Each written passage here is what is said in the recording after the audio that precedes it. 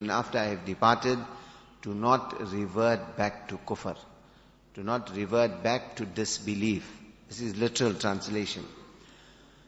What does Nabi sallallahu alaihi wasallam equate with kufr, with going back to disbelief? Interestingly, in the earlier part of this khutbah, Allah's Rasul sallallahu alaihi wasallam already mentioned that shaitan has lost hope. The mafhum or the crux of what he said shaitan has lost hope in causing you people to revert back to idol worship. Sahaba, prior to Islam, prior to the coming of Rasulullah sallallahu alaihi wasallam, they were mushrik, kafir. What type of kufr? They would worship idols.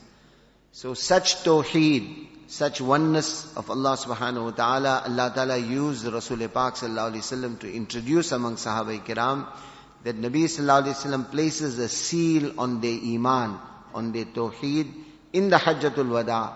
And he says that shaitan also has lost hope. He will not be able to take you back to idol worship.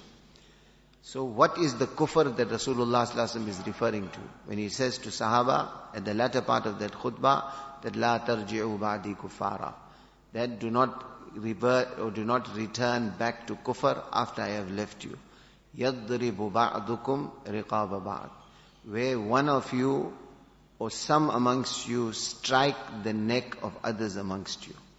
In other words, you start fighting with one another. And this fighting leads to killing of one another. Allah's Rasul sallallahu alaihi wasallam said, do not return back to kufr by killing one another and by fighting with one another. The first thing which we, obviously in many other ahadith with similar content have discussed, that what is meant by this kufr? Does it mean that if the ummah starts fighting with one another or killing one another, that they have, na'uzubillah, literally become kafir? To this, ulama ikram explain, one explanation they say, that if one Muslim has to kill another and he considers that act of aggression to be permissible, he regards the blood of another Muslim as halal, permissible for him, then in that instance, he will have become a kafir, because he is going directly against Quran and Hadith. So, if he regards it to be permissible, the other explanation ulama ikram give, that when you will start fighting with one another, such behavior of a Muslim will eventually lead to kufr. And not only to kufr, it will lead to what we call mitat as-su.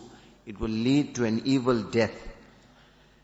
A third explanation ulama ikram give of this, if you take this hadith literally, it means, they say that don't behave like a kafir. Don't behave like the kuffar. The kuffar regard it as okay to kill one another and to attack one another. As a Muslim, it does not behove you to behave in such a manner. Another explanation which ulama kiram give of this is that the Arabic word kafara, kaf, fa, ra, literally another meaning of it is to be ungrateful. In other words, kufran and ni'mat, to negate or to not appreciate the ni'mat, the bounty of Allah subhanahu wa ta'ala. And what greater bounty can there be than the ni'mat of iman? Allah has blessed you with ni'mat of iman. Value the ni'mat of iman by valuing the dignity, life and property of your fellow Muslim. If you will regard this as halal, you will regard it as permissible to attack another Muslim, this is the height of ingratitude. This is kufr, literal kufr. Ingratitude for the great ni'mat and bounty of iman which Allah subhanahu wa ta'ala has blessed you. Unfortunately, we find, my respected brothers, religious intolerance.